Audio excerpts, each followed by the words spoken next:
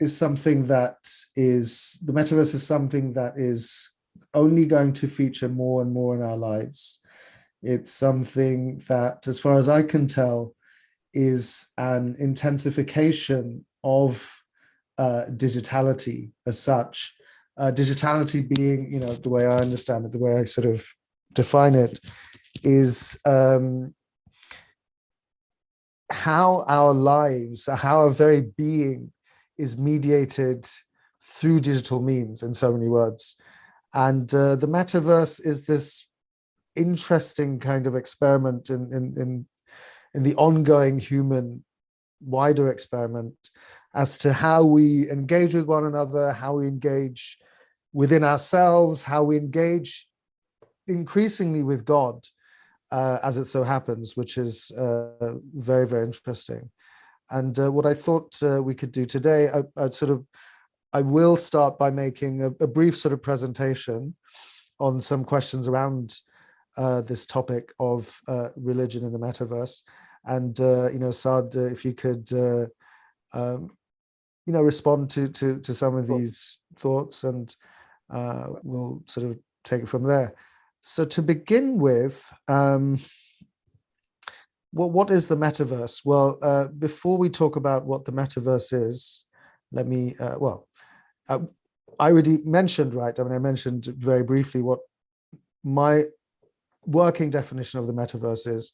It's an intensification of digitality. It involves immersive technologies. It involves, and the technical side of things is not as interesting to me as the kind of the philosophical, shall we say, ethical implications. If we increase it, I mean, here's a definition of the metaverse itself from the very site called Metaverse, right? mvs.org. Interoperable, decentralized, hybrid consensus. I have no idea what that means, but I can vaguely guess what that means, right? The idea is apparently there's going to be, many people are calling it Internet 3.0, where there's even greater sort of connectivity, of course, interchange. But the question of, as far as the question of decentralization, apparently it's going to be a lot more blockchain based, etc. And I have to be careful not to click the wrong button because I've done that in the past. It's so the hybrid being it's going to entail all sorts of gadgets, the goggles that are kind of, that crop up in a lot of images, but also haptic suits, when it comes to gaming. And I just came across an article recently which describes how in Japan, they've developed a technology which allows people to taste food by licking this kind of digital screen, which is really interesting. So all sorts of implications, inevitably, for, I mean, not just how we exchange information sort of on a more typical knowledge base, but implications, no doubt, for sexual experience as well. That's coming. And we're not going to necessarily explore the metaverse right now. What I was going to do is continue with some of these screens that I have. So I don't have by the way, Saad, do you have any initial thoughts while I kind of you have some initial thoughts while I kind of play around with some of these screens?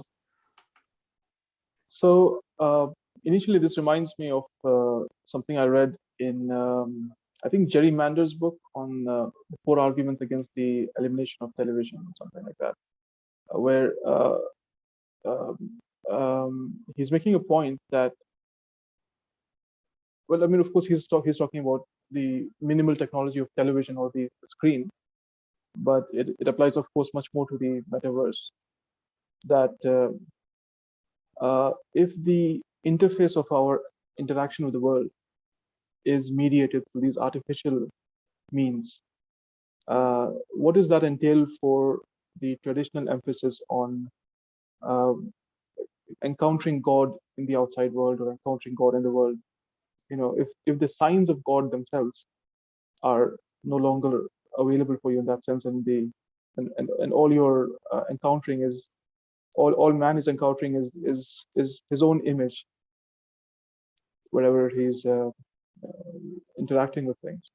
So I think that that holds really profound implications for what we are going to become as human beings or as a species, if that actually happens, and if that's how we change ourselves, then that's a really concerning point, I think.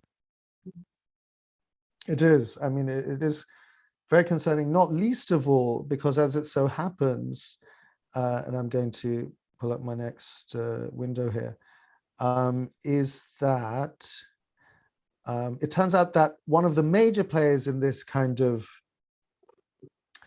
in this competition to see who manages to stake a larger, manages to stake claim to a larger portion of the economic pie. Facebook is a major player, of course, famously, everyone has probably noticed. And Facebook, for better and for worse, plays a very significant role in people's lives, in increasingly more and more people's lives.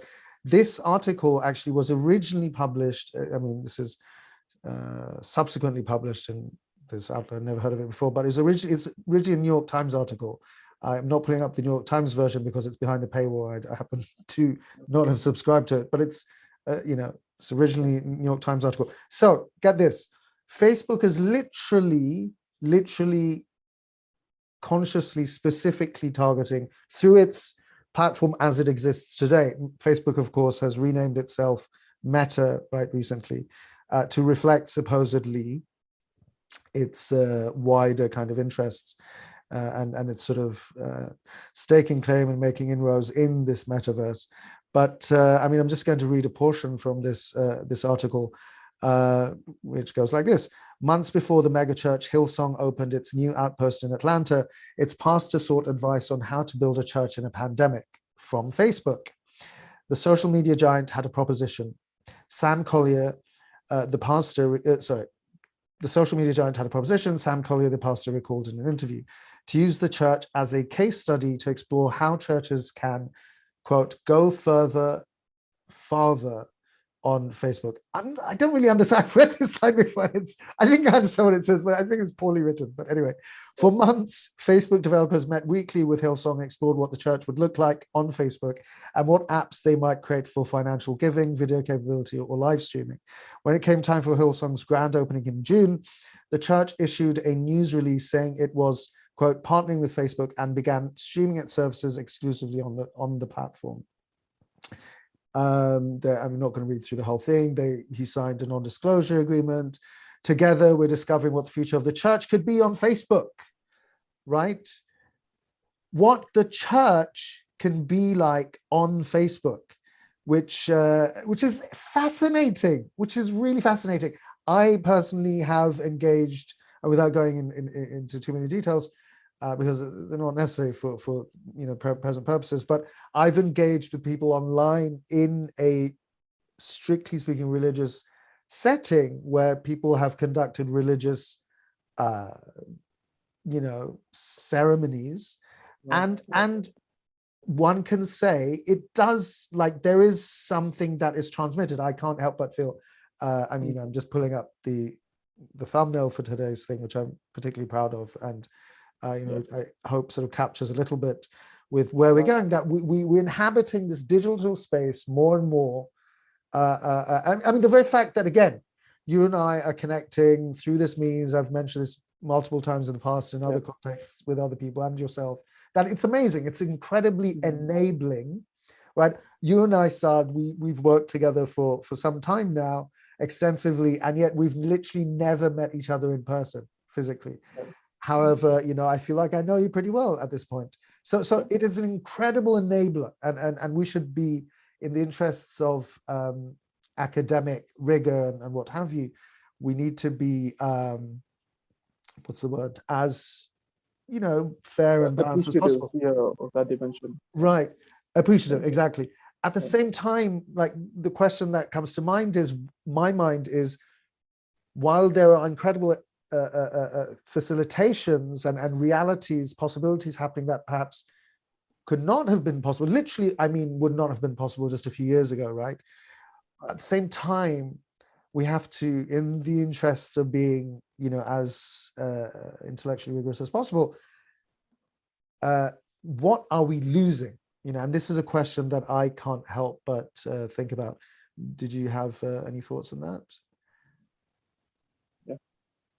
No, I think that's the real question is, of course, there's, I think on a level, it's quite obvious what we're gaining through all this. But what is lost sight of is, of course, what we're losing, and maybe that loss is only truly recognizable much further down the line when you can't undo what has already been done.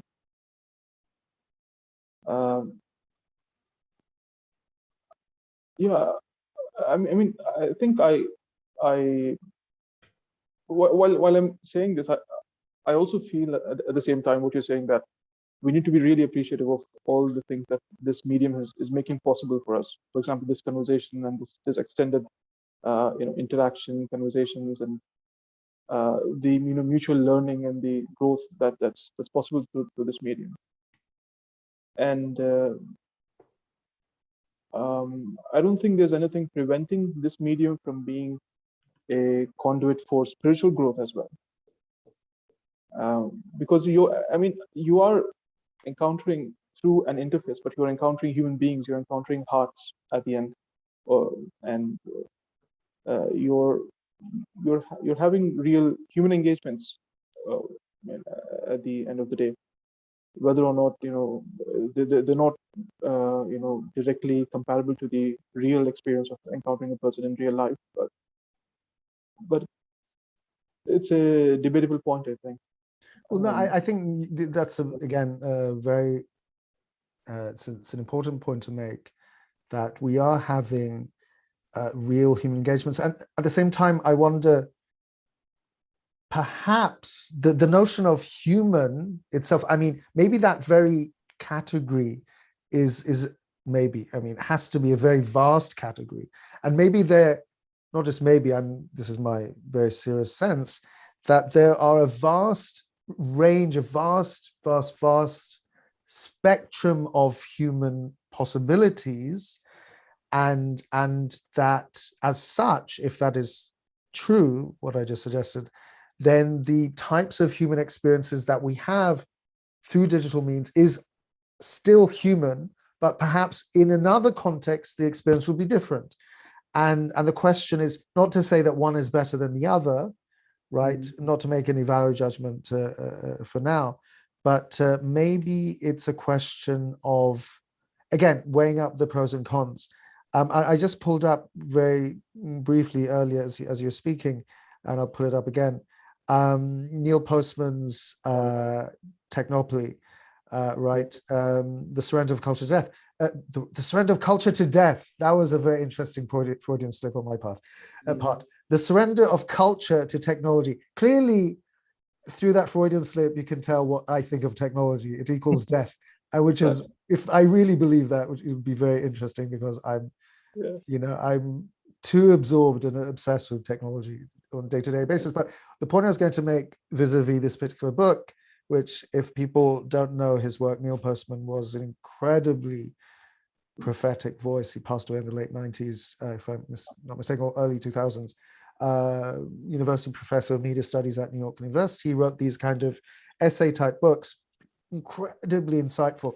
And one of the points he makes early on in Technopoly, which is an important point, he makes many, many points throughout, is that throughout all of human history, and he starts with the example of the invention of writing. I mean, in his narrative, in this telling of the story, was invented by some ancient Greek figure whose name escapes me right now, and the figure, the inventor of writing this narrative, he says, he presents writing as being this incredible tool. It's going to do amazing things, right, for us. With something that we take so for granted now. Writing is an essential part of what it means to be human, right?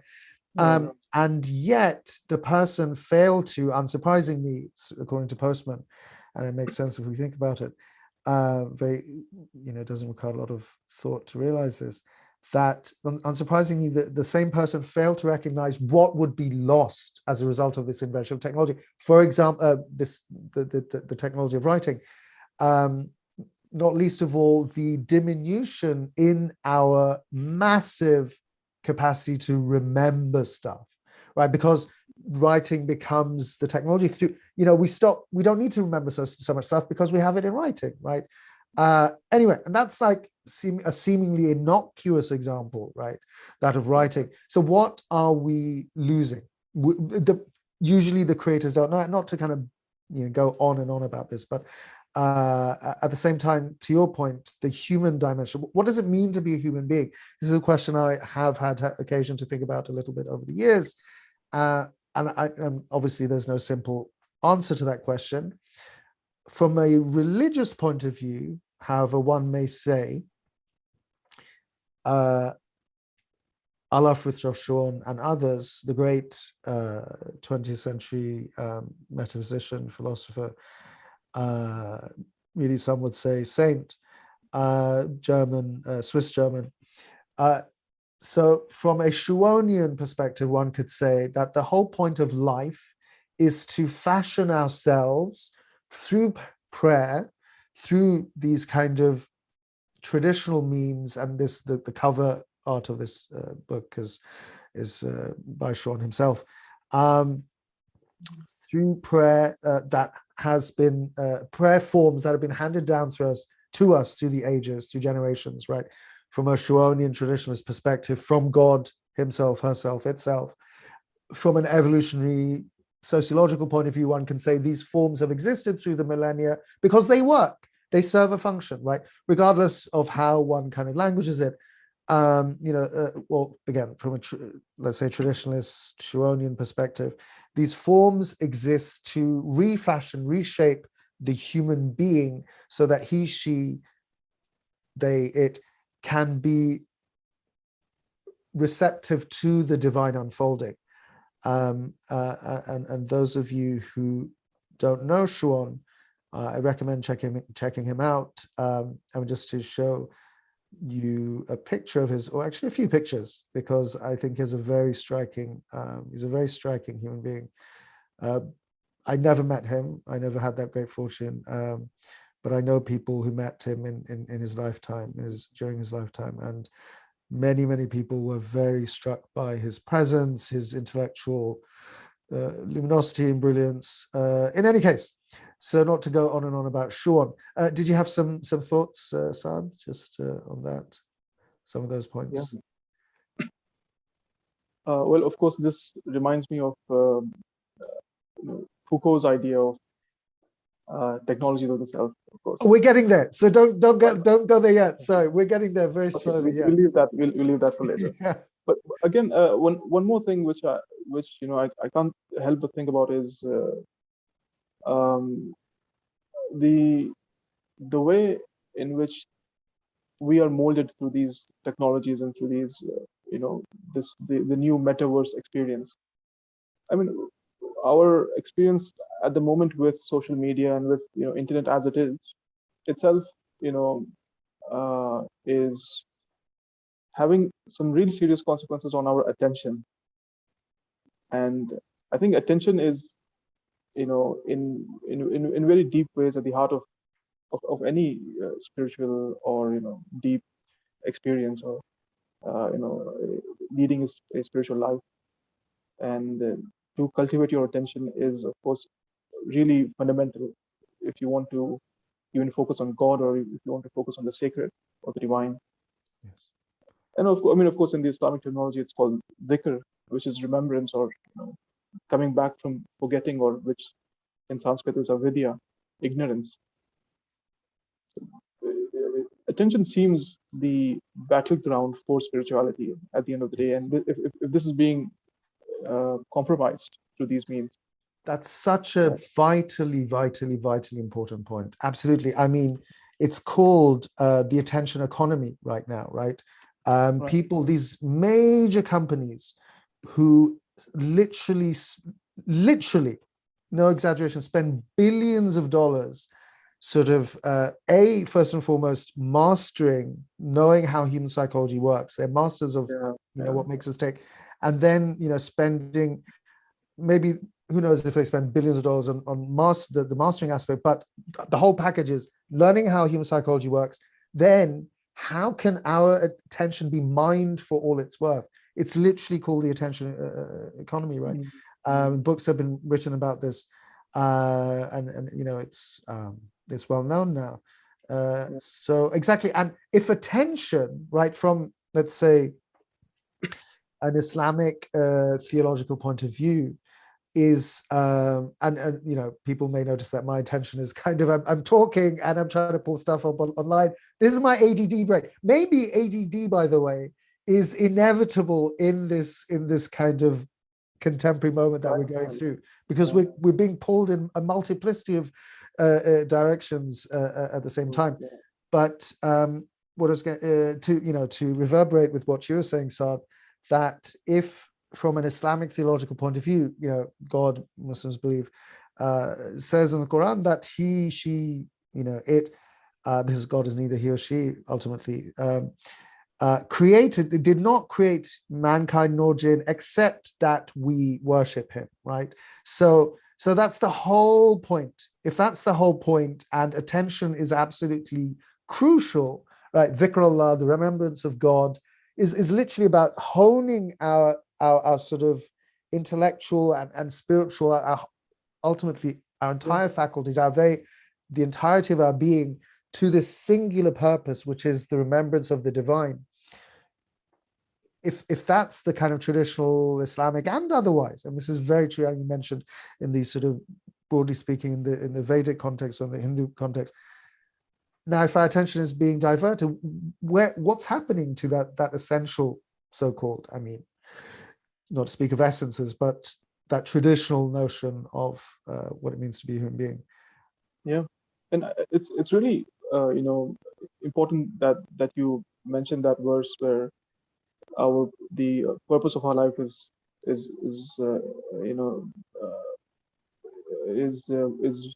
worship.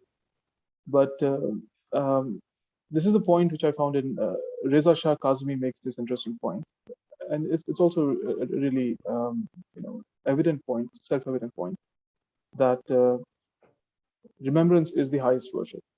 This is actually a Quranic phrase, Zikrullahi Akbar, which means that the remembrance of God is the highest form or mode of worship.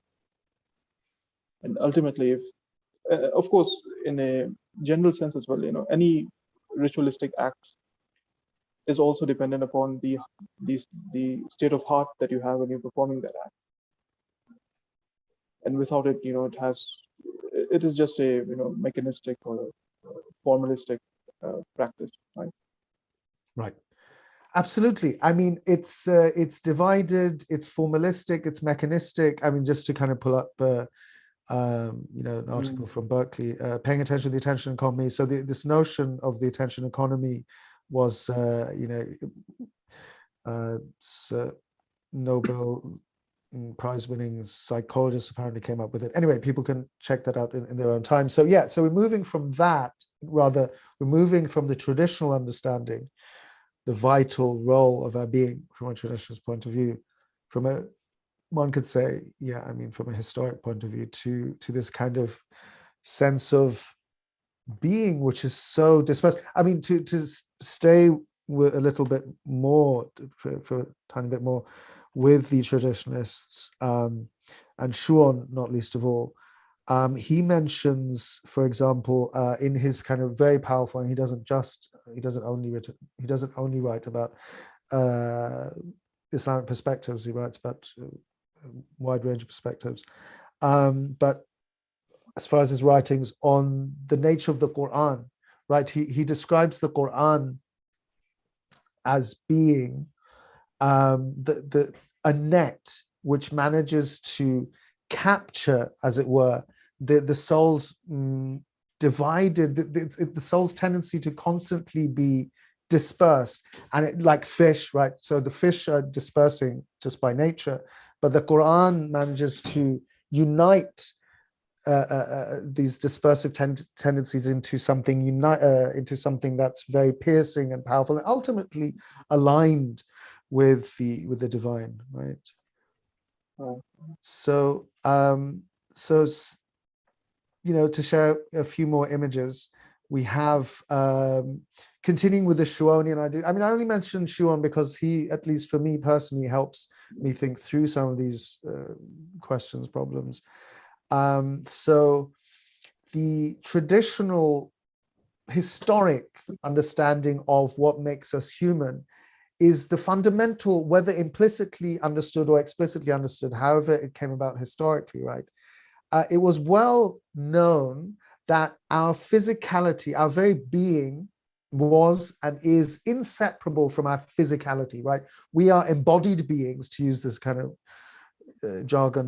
contemporary jargony language. We're these embodied beings.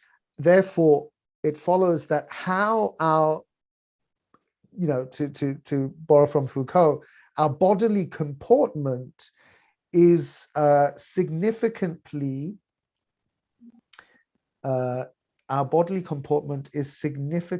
constitutive of how we are, of our very being, how we are subjectively, I mean, this is kind of Foucauldian notion of subjectivation, and the religious traditions, I mean, this is famous, example of so-called whirling dervishes that people in the West very often think of immediately when they think of Sufism, but one could pull up a multiplicity of images in this regard. The traditional practices, again, to sort of repeat myself, they implicitly recognized that our being was inseparable from our physicality, and the religious spiritual practices incorporated that, right? How you sit, where you sit, how one, I mean, it gets very detailed sometimes, right? Even how one eats, how one, I mean, in the Islamic context, how one goes to the toilet. This is true in other traditions as well. I mean, it's fascinating, right? Did you have any thoughts, Saad, on that point? Yeah. I mean, this specific idea which you were mentioning, I think, to me, it seems quite, like a paradoxical appeal of the religious path. It's the aim of the religious path of the religious path or the spiritual path is to be a complete human being or a realized human being. But the means to be a realized human being is also to be realized in the first place, to start doing what a realized human being does, eat like that, sleep like that, do things like that. So this is quite paradoxical, but it's also really profound, I think, that the means is simultaneously the end, and you are, as it were, in a type of whirling motion. You are, going or centering around a single point, and trying to realize that deeply within yourself. Beautiful. You're beginning at a place, but you're also, the end is also at the same place. But of course, you are not the same in the beginning or at the end, right?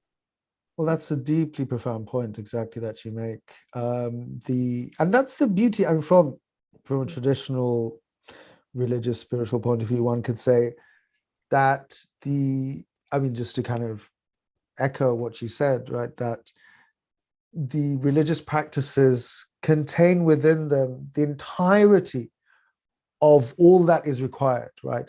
One could say, let's say, for example, from an Eastern Orthodox point of view, Eastern Orthodox Christian point of view, that it could be said, the what's known as the Jesus prayer that Eastern Orthodox Christians recite, Lord Jesus Christ, have mercy on me, right? And this is in summary for Lord Jesus Christ, Son of God, have mercy on me, a sinner. That one could say that prayer contains the entirety from a Christian point of view, the whole story from beginning to end, and this is what Orthodox Christians believe, in just praying that prayer, it's enough. It's enough, and it's so simple to say, right? It's the same as in the Islamic context saying La ilaha illallah Muhammad Rasulullah. One could literally just say that formula, right? The Shahadatain, right? the testimony of faith. Or the Bismillah, for example. Or the Bismillah, right. Runs in the Bismillah. Exactly, right. One could say any one of these simple, apparently simple formulae, and spend one's entire life just saying that, repeating it, learning it, internalizing it, and still not exhaust it in its entirety. Please continue. My dog's being annoying. She wants to join in the conversation somehow. Yeah, sure. No, this also just reminded me of one more reference. This is from the beginning of the Quran, Surah Baqarah, where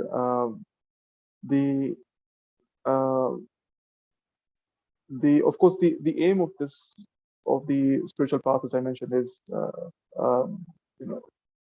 to be God conscious or God consciousness. But right at the beginning, the Quran says that in order to be guided by it, you have to already be God conscious. So what you seek is, at least some seed of it, or some part of it should already be contained within you in order to find it in the book itself. That's amazing. And could you repeat that? I love that. See, my attention is this is the modern condition. Right. I have my dog, I have to deal with, my nephew came in, I have to deal with my nephew, but it's all good. I am actually paying attention still, somehow, paradoxically, but in in fractional ways.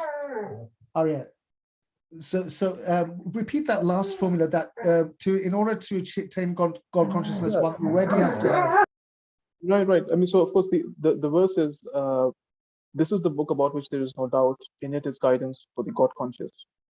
But presumably you're coming to the book in order to be God conscious or to attain God consciousness. But again, this is also a prerequisite to the path. And I think I see the same in almost every other aim or goal of the religious quest, that it is demanded of us to already have some part of it within ourselves as we are embarking upon it.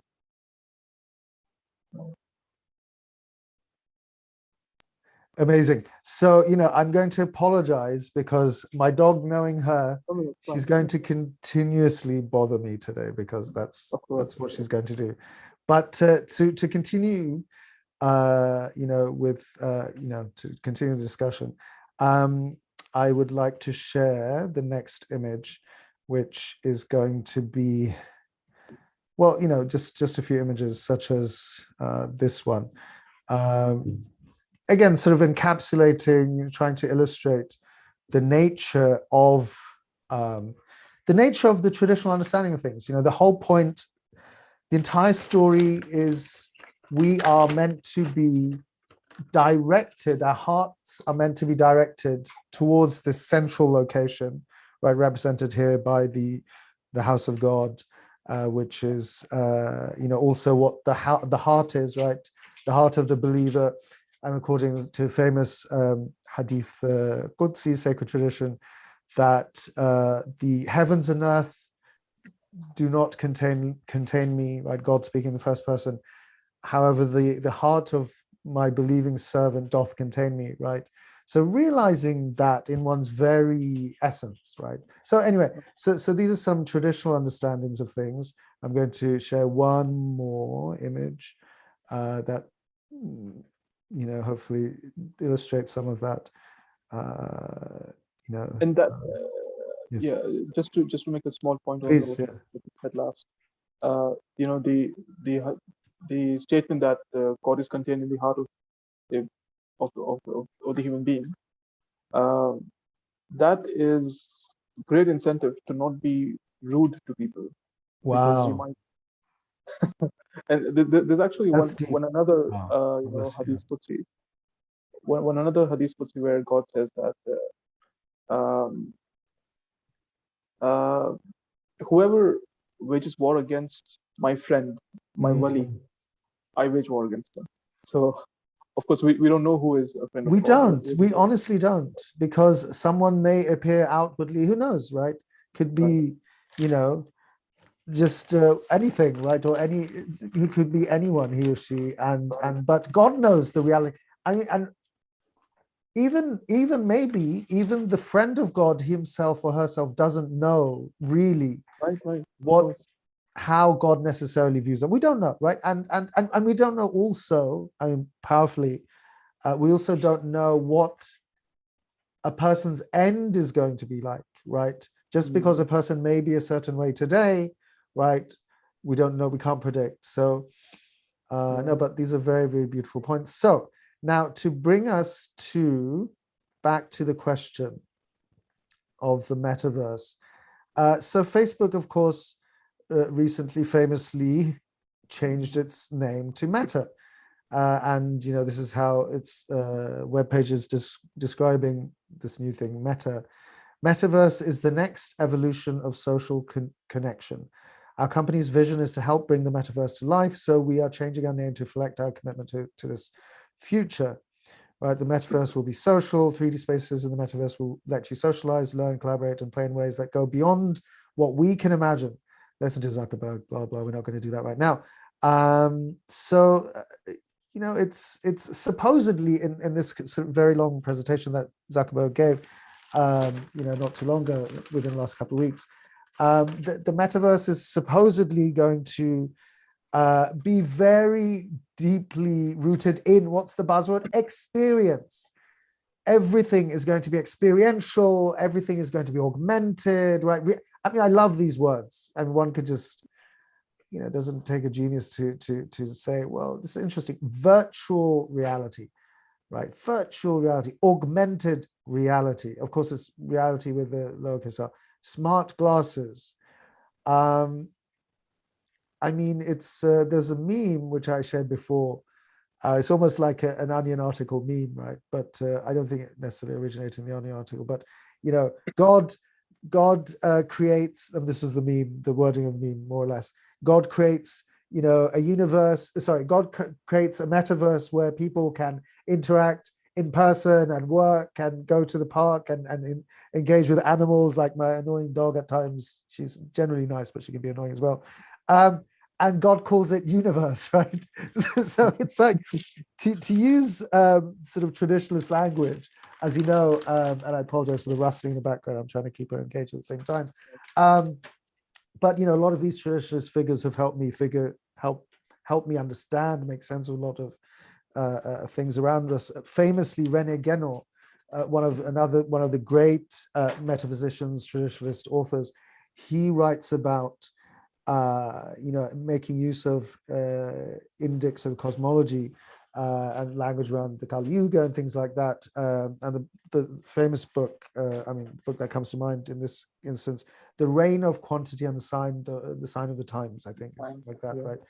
And they talk, right, and not just Guénon, not just Sean, but others, they talk about how with the kind of thickening of this kind of human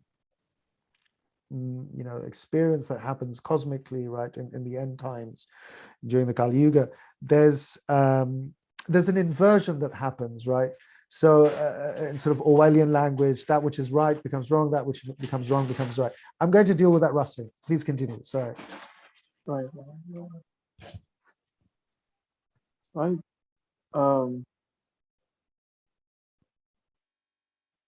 Right. So I think that's the very idea of Kali Yuga and the end times. This is, I suppose, a part of the traditionalist doctrine which I still haven't entirely figured out myself, or I still haven't entirely brought myself to sympathize with, because of course there's one aspect in which it is self-evident, the idea of the end of times, of Kali Yuga, and the fall of man, or the deterioration from a better time. But of course, in another sense, what is, there is a way in which that doctrine can be seen to be fatalistic in some sense, and disempowering. So we might have to take it up with a different attitude, or Oh no, I like that. I like that. I like that suggestion. Maybe we need to take it with a few grains of salt, right, because right. Then does that mean, right? Does that mean we just throw up our hands? It's finished? Because I really appreciate that you said that. It's a very profound point, important point. It just occurred to me today, as it so happens, when I was walking Arya, my dog, that the you know, the hadith, the prophetic tradition, tradition, where the Blessed Prophet, he was addressing his companions, and he said to his companions that you live in an age, in a time when if you leave 1/10 of your religion, then you'll be destined for the hellfire. But there will come a time when people, if they cling to just 1/10 of their religion, they will be saved.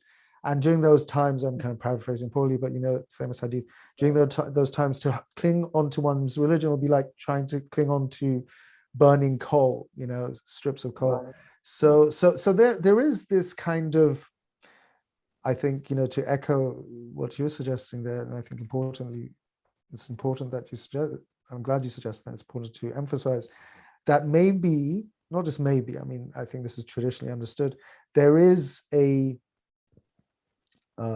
divine economy is such that there is a facilitation that happens according to the conditions of people's being, right? Context is so important. Context is almost, not entirely, but context is almost everything, right? So I think that's a very, very important point.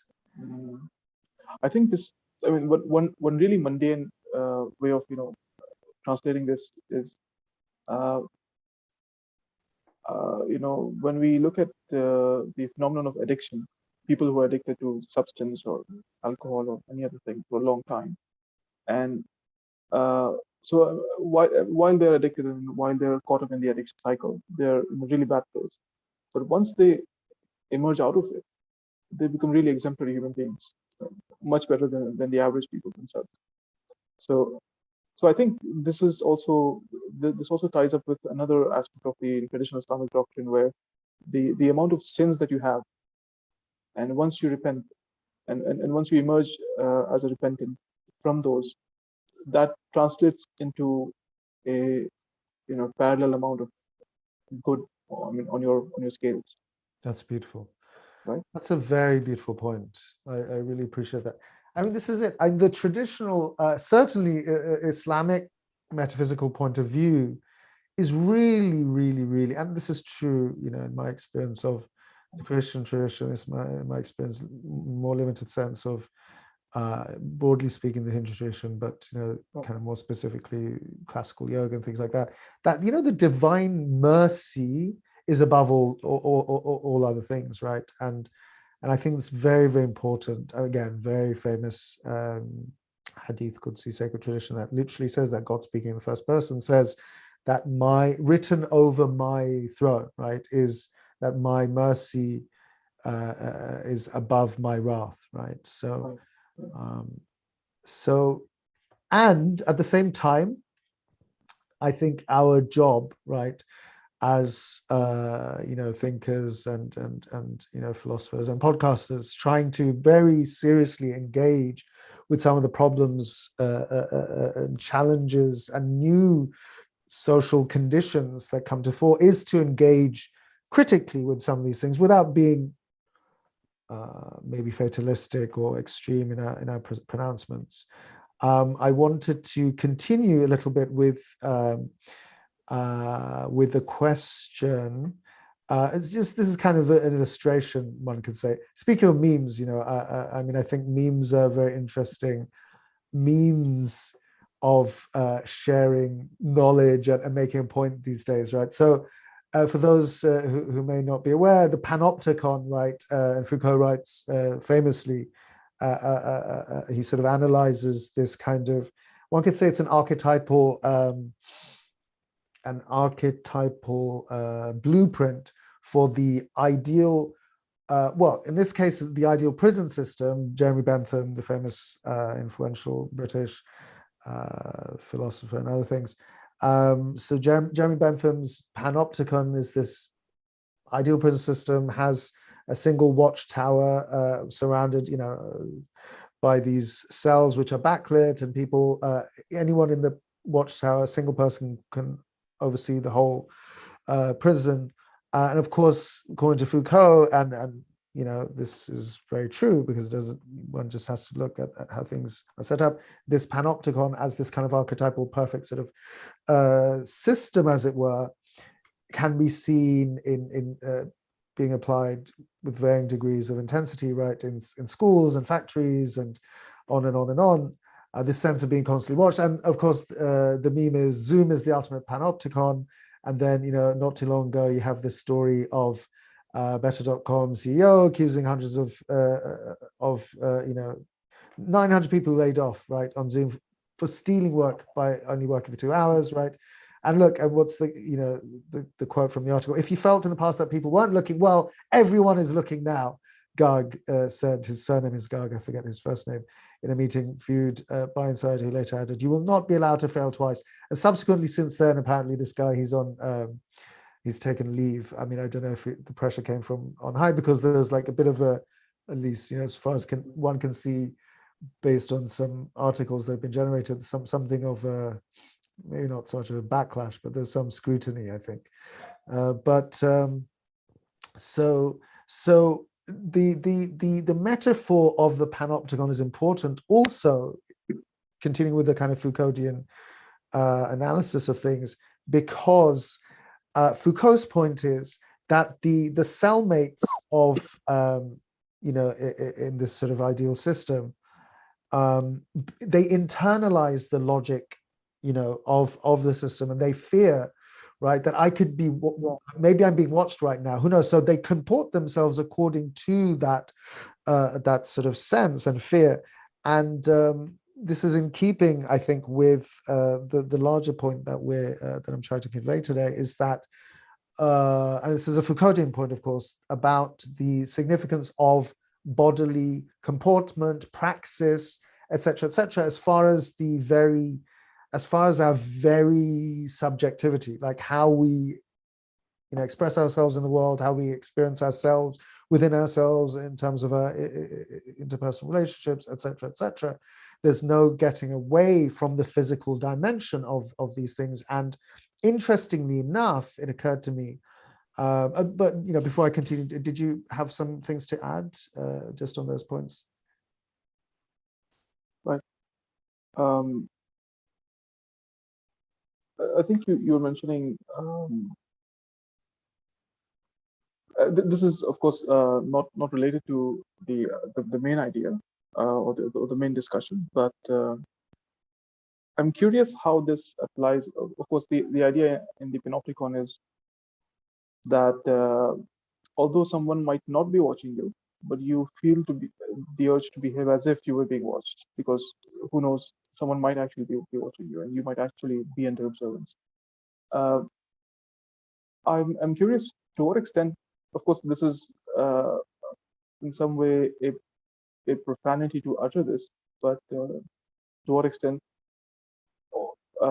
can the idea of God as a watcher be seen as God is ultimately watching? But of course, the gaze of God is, I think, ultimately different from any other gaze, right? Well, I love that you mentioned that, because perhaps I don't know if you know this reference, because Foucault actually makes this point, and I remember reading this. I subsequently, I know that he makes this point, but this reference came from another book, Timothy Paterat's Every 12 Seconds, where interestingly and very profoundly does a very incisive analysis of slaughterhouses, and he mentions this Foucauldian line, I think, which occur in one of Foucault's sort of essays, shorter essays, that in so many words, there's a number of years that I read this, but in so many words, that the all-seeing God was replaced by the all-seeing eye of the state, which is fascinating. Very, from a theological point of view, right, there's this deep sense, whether Islamically, in a Christian context and otherwise, there's a deep sense, right? And Foucault wasn't a religious person, as far as we know. He didn't use religious language like that. But in a religious context, there's a deep sense that the devil, right, this kind of archetypal sort of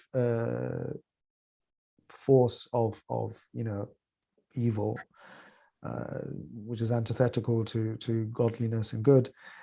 He, she, it seeks to always ape God, right? He, she, it wants to, so God is all seeing, all knowing. The devil's Satan, or however we language it, Satan, his goal is to become all seeing and all knowing. And one could say from one point of view that some of the systems that are being set up, one could opine, right, that these systems mirror that. So we've done away in many ways with the necessity of thinking through theological language, even though I certainly try to think through theological language. I know that you like to reference theological language, but the wider systems that exist, especially in the West, they really, to even think through those terms is kind of anathema, right? Yeah.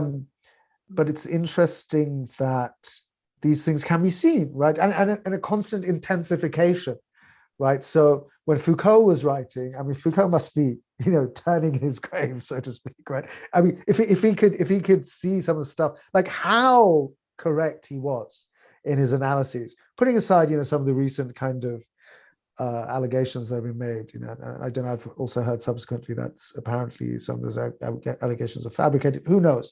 I don't know. Like, I mean, that's kind of neither here nor there, because, as far as his contribution to the intellectual project is concerned, for me personally, as you know, he's very, very influential and very helpful. He was so right. And I mean, it's only a continuous intensification. So anyway, I just wanted to sort of chime with what you just said there. Right. No, there's of course the idea of Dajjal, or the Antichrist, the false Messiah, which right. Who is attributed all of these powers. Yes, right. In many ways, people compare our contemporary times to these are the Dajjalic times. If we don't, adhere to a certain notion of a personified Dajjal, at least the age we live in, or that time is Dajjalic. Yeah, I mean, it seems to be the case. Who knows, right? Yeah. But to continue, there was a Netflix series which came. Are you aware of that? Yeah, Messiah. Yeah, I tried to watch that. I watched like one episode or two episodes. I couldn't get very far with it because I just have to be just sensitive to these things. And some shows, like if I watch it, I feel like kind of a little uneasy within myself. Right. I know it's like, people very well received, and I know, Muslims, there's a bit of there's something of a, not backlash. I mean, because many Muslims ended up watching it, but many Muslims were like, where's this going? Anyway, right. I don't know the whole story, but what were we going to say about the show? It's like a Dajjalic figure, right? Yeah, that's exactly that. And I mean, I think the most telling thing about it was that, of course, the Dajjal means deception or the deceiver. Yes. Right? Of course, it means the deceptive Messiah, or the false Messiah. Yes. So until the end of the show, you can't really, as a watcher or as a viewer, you can't really make out whether he's actually someone who has these supernatural abilities, or he's a con man. Oh, interesting. Until the end of the show, I mean, you're left with that deception, and I'm not sure if they're really planning to make a second season of that. I think they're planning to leave us with that. Well, that's so interesting. That's really, really interesting, right? I mean, maybe one could say that's the nature of good art, right? That it's not clear necessarily what it's not black and white what the message is that the show creators are trying to make. But I think sorry, I mean, just a stray point, but I think that would be quite the statement if Dajjal, being a deceiver, ultimately convinces you that he might actually also be just a con man. Interesting. He may also just be a con man. And like, how about this for a totally random thought, not grounded in anything? maybe he himself, herself, itself believes in the truth of their mission. I mean, that would be like, I mean, that's totally made up. I just made that up and I don't know the truth of this. But in that case, theologically, so maybe this is like kind of verging on blasphemy, right? But in that case, the Dajjal is being deceived by God, right? Which is terrible. I mean, but people don't need to take that seriously. But it's, I'm just reminded, like, before people, if anyone kind of, just gets upset with me, Satan, right? The figure of Iblis in Islamic. I was just going to say that. Yeah, go on. I mean, of course, Iblis was deceived by God, or at least that's how it seems. If you look at the I mean, Iblis says, right, in the kind of straightforward narrative, like the literal reading, that Satan says to God in the Quran narrative, "You deceived me," right?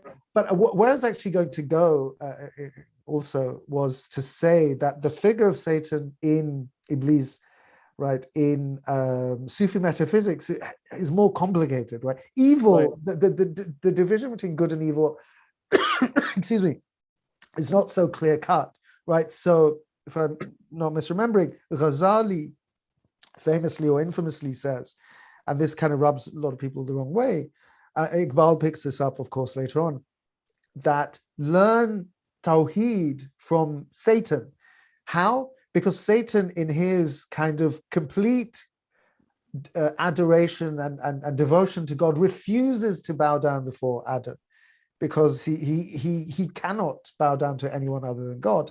So the narrative, I mean, Ibn Arabi, for example, also not with Iblis per se, I mean, not in the story that I'm about to say, but in his Fusus, right, in the Bezel's Fusus or Hikam, Bezel's wisdom, he talks about, another demonic, right, Dajjalic figure, Pharaoh, whose story, Moses and Pharaoh, features more in the Quran than any other story, which is interesting, and interestingly, too many interestings there. But additionally, it's worth to note that Lewis Mumford, the great social commentator, historian of some decades ago, who I actually wouldn't be surprised, because he was such a big name then, I mean, in his time, latterly not so well known, I wouldn't be surprised if he significantly influenced people like Foucault, even though they don't really reference him that much. But he talks about, he wrote Pentagon and Power and other things. He talks about how the story of Pharaoh versus Moses is the ultimate metaphor for understanding the tension between powers of evil, of social ills, versus the powers of social justice, right? So you have this incredibly powerful figure, right, Pharaoh, fighting against, being fought against by this kind of very weak figure of Pharaoh. Anyway, so the point I was going to make is, so this story features more in the Quran than any other story, right? This is Lewis Mumford. And what does Ibn Arabi say about Pharaoh? That Pharaoh actually, I'm not going to remember all the details very well, because it was really a number of years ago that I read this now.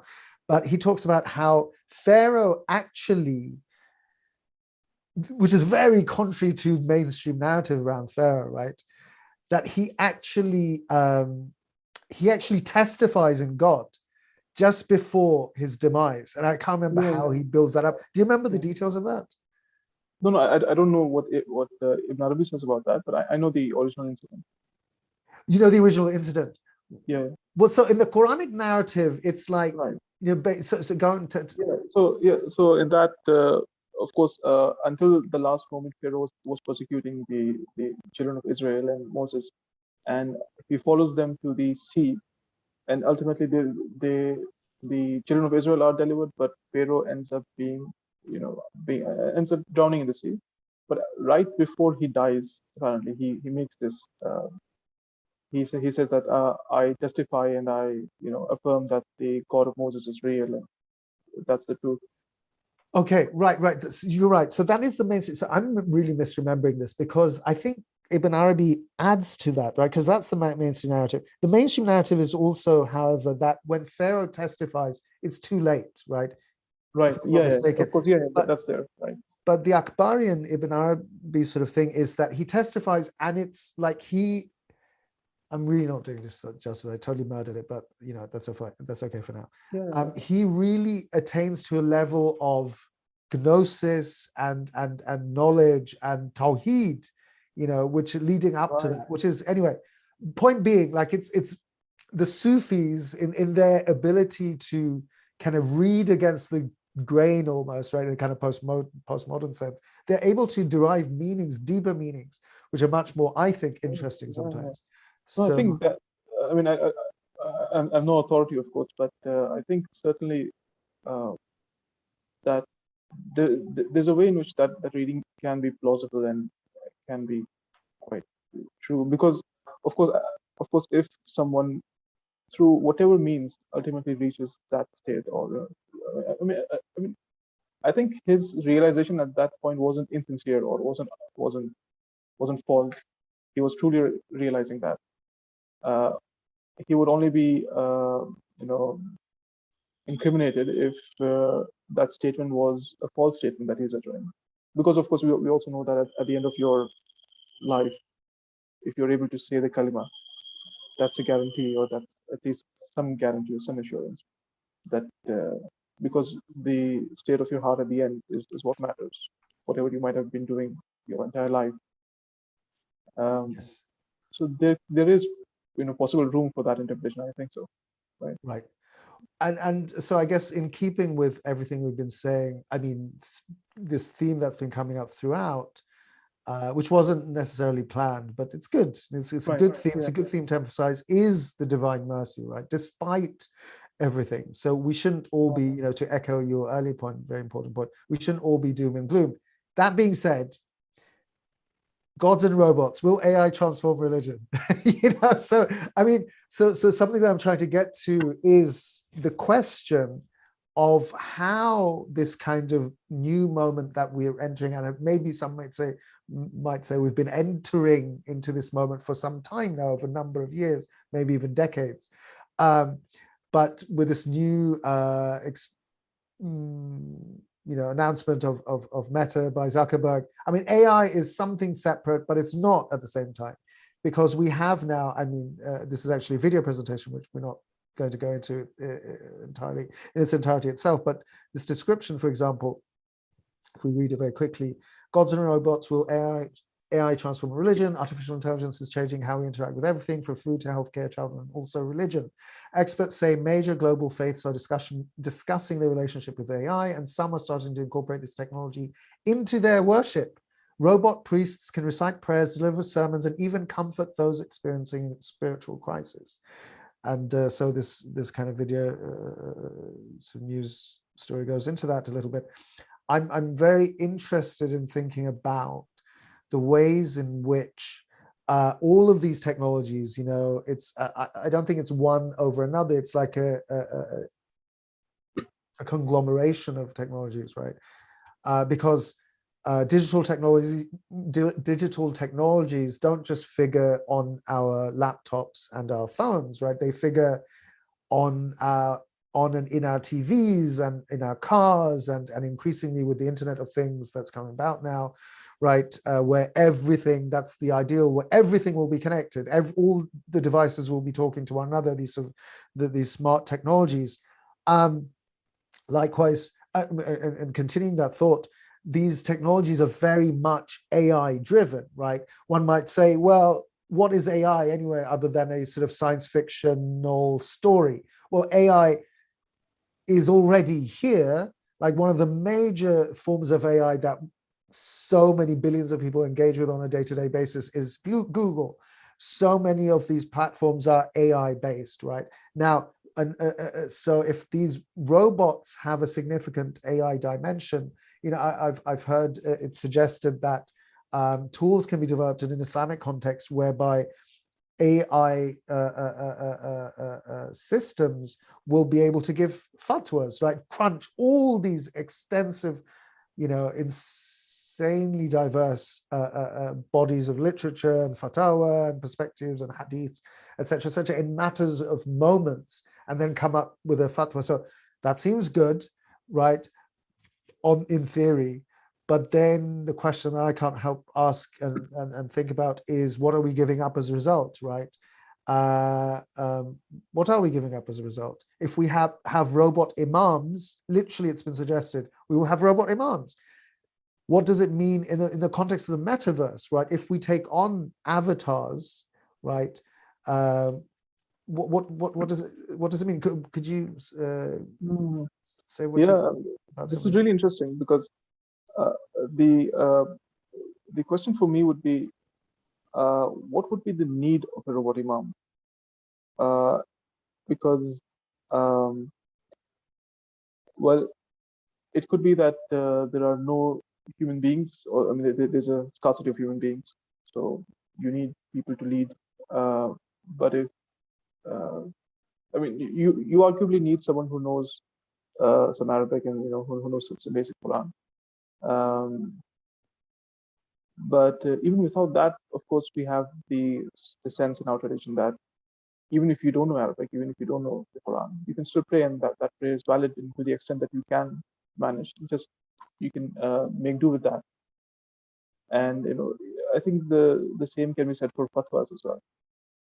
If our religiosity, or what we mean or we understand by religion, is a set of instructions, or detailed set of do's and don'ts, then we might go in need of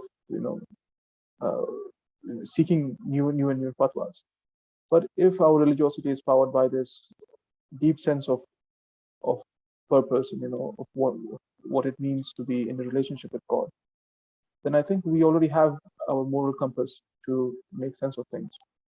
And I'm not sure to what extent the AI would have that moral compass, because apart from the information, you need that moral compass, or that conscience, to make ethical and moral decisions. Right. Right. Absolutely. I mean, I was just. I mean, look. Look at this. This is very interesting, right? So when you have one of the most influential, religious leaders in the world, such as Pope Francis, urging followers to pray that AI and robots always serve mankind. Right? This is from November 2020. I mean, look, you're right. I mean, not to at all distract from what you said. Like, what is the point, right? What is the point? Where's all this going? Honestly, where's all this going? I mean, this is one of the central motifs of so many of these science fiction, science fictional dystopias, right? That we have these kind of rogue AI forms taking over. So my hunch would be that if there is ever a need of a robot imam, it would be for a robot congregation. And I mean, you don't have human beings in that area. So interesting. And if look, if these entities attain to some level of consciousness, right, then what does that mean, right? It could be possible, right? I wrote a number of years ago now, going back 2015, I believe, because that's when Ex Machina came out. I wrote, a fun sort of, what I enjoyed writing and other people appreciated, analysis of Ex Machina, and one of the people commenting underneath said, well, AI, which at the time I didn't really understand, I'm still trying to wrap my head around, made the point that, well, the AI will just be another one of God's creatures, and they, which in a sense that's true. Maybe AI is another one of God's creatures, just as Iblis is also another one of God's creatures. I don't know. I think the person was trying to put more of a positive spin on it. I think, of course, the fundamental question is whether consciousness, of course, I mean, this is the most fundamental question, whether consciousness is possible, in AI. and I mean, because one of our previous guests, Raymond Tallis, is highly skeptical of this point, and he's also highly skeptical of the use of the phrase artificial intelligence, because what we're deeming intelligence, at least in the present moment, is only a reflection of the programmer's intelligence, the one who has fed the programming into the system. There's not a conscious or an autonomous being behind the interface. There is another human being who has put that into it.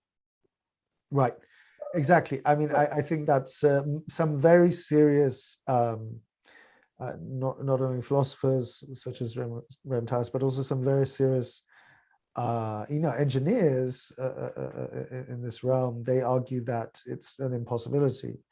It's not going to be consciousness as we understand human consciousness to be. At the same time, right, it has been argued, and this I think makes logical sense to me, that these sort of artificially intelligent systems will be able to mimic human consciousness and give us the impression that they are conscious, right? And this is of course one of the central themes of Ex Machina. Yeah, sorry, go on. What were you going to say? No. There's of course the famous Chinese room argument. Yes. What is that? Remind us, please. So I'm not sure who developed that originally, but the idea is that if you have there's a room and you don't know who's behind the room, but what you have are a series of Chinese cards, or in Chinese script, and you're sending the card to the other side, and they're translating and responding to that in the same script back to you. So if ultimately the system performs as if it were a human being, how can you make out the difference whether or not it is? Exactly. And the other question is, of course, whether it is important, or if you can't really make out whether or not the mimicry of human behavior is genuine or fake, then can you behave with them with the presumption that this is fake, or they don't really have consciousness if they can exactly mimic consciousness? Right, and from one point of view, I mean, from a kind of modernist sort of philosophical point of view, one could say not only that it's almost irrelevant. Like I remember Stanley Cavell, very influential philosopher. He makes the point that based on sort of Cartesian understanding of the human mind, the sort of bifurcation between mind and body and things like that, it's well nigh impossible. Like through that sort of logic, it's actually well nigh impossible to explain how two human beings can even comprehend one another.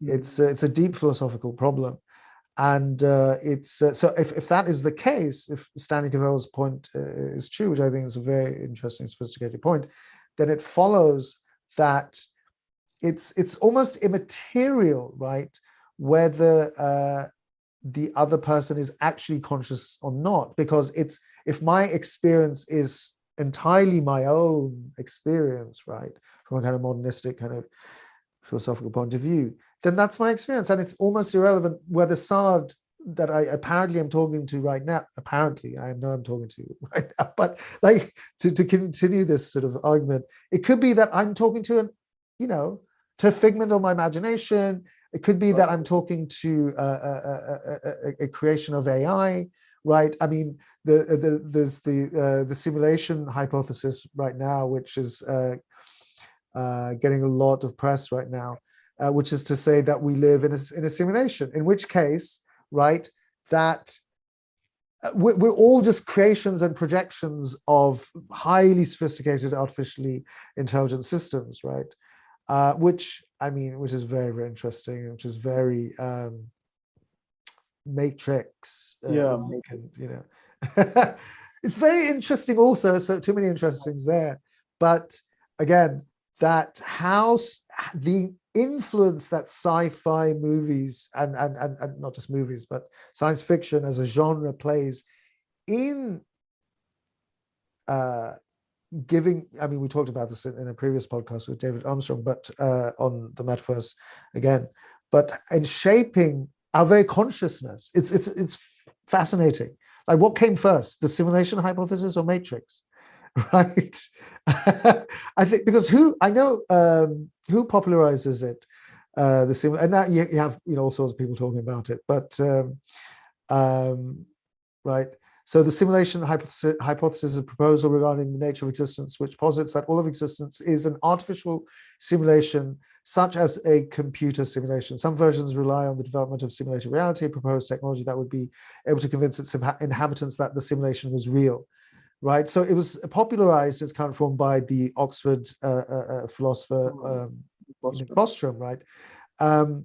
But like, maybe it was predated. I don't know. I can't remember for sure, but maybe it was predated by the Matrix itself. Yeah.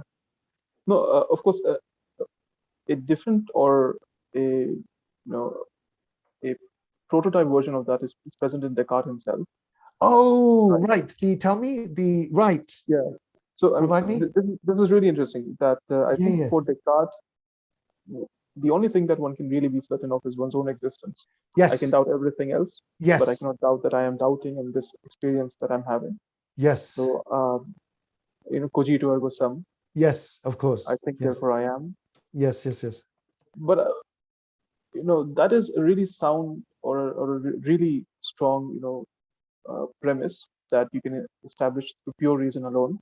Yes. But if you're working from there, then it becomes really difficult to establish the existence of other consciousness or other human beings or other exactly persons. Right. Exactly. I can't even say with surety that my own consciousness is real, right? Let alone other consciousnesses. It's crazy. Right. I mean, not to blame René Descartes. I think he gets a lot of flack. He gets a lot of flack. Maybe. Yeah. Sorry, go. Right. Sorry. Just to complete this point I make. Oh yes, in the context of the Matrix, Descartes' idea over there was, how do you know that what you're experiencing in the world, pain and pleasure and everything else that you're going through in life, how do you know that it's not some demon who's actually giving you these hallucinations? Right. Exactly. And he concludes, right, he says that God being just, God would not. It was interesting. People very often don't forget to mention this point, that Descartes was writing and thinking as a believing Christian. Right. And based on the kind of intellectual tools that he had inherited, given his kind of situatedness and things like Protestantism and so forth, that was where he ended up going. But he believed fundamentally in a good God, in a divine being. And he said that was his ultimate sort of fallback, right? Right. I think this is really significant that Descartes invokes God precisely at the point where he feels the need to have this fundamental trust that we need in order to move forward in life, that reality exists, because I believe that there's a God who would not deceive me. Yes, exactly. Right. And I just found, I mean, the internet is such a fun place. I mean, I'm obsessed. I'm just as obsessed, if not more obsessed, than the next person, with like all these fun memes and images. Descartes in the Matrix. But amazing. This has been a really, really fun discussion. And,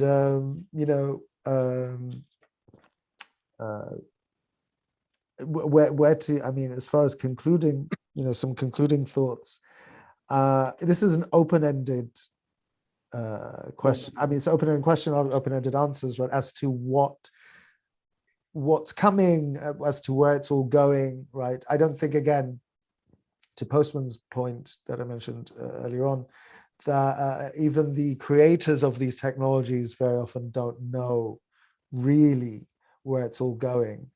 I think the best that we can do certainly is not to be fatalistic, not to be sort of entirely negative about things,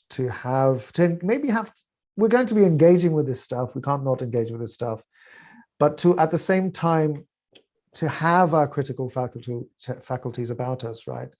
Because what happens is, and this is my fear, my genuine fear. I was mentioning earlier, and I maybe I didn't complete the thought that I was trying to make earlier, which is the nature of these technologies are such that for all the kind of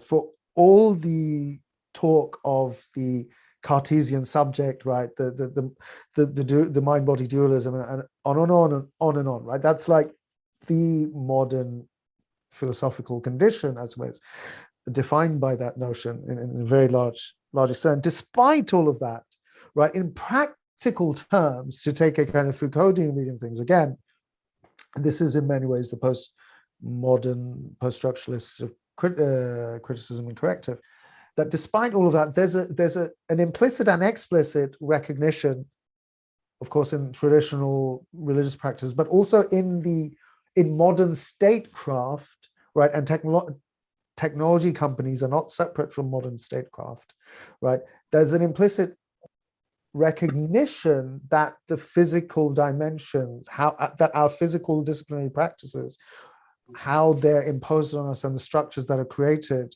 around us, they influence our subjectivity, right? Which I find fascinating. So my fear, right, I can't help but wonder, is to what extent are these technologies going to be used, for sort of for scary things, right? For control and manipulation. I mean, there's a quote that I came across today, actually: the majority of men are not capable of thinking, but only believing, and are not accessible to reason, but only to authority. And of course, the authority, right, the sort of addendum or addition, the footnote to this, the authorities, they claim just rule, and there's justifications and things like that for the systems that are put into place.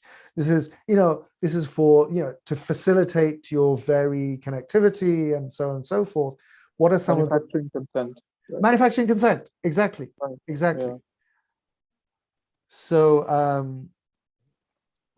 we'll see. But thank you so much, Saad. That was a joy and Thank you. stimulating, and we should do more of these. And thank you all for joining us today. Please, hit the like button, and some YouTubers say, smash the like button, like violently attack the like button, and you don't have to violently attack it. Subscribe, and really thank you all for joining us, and look forward to more conversations. Bye for now.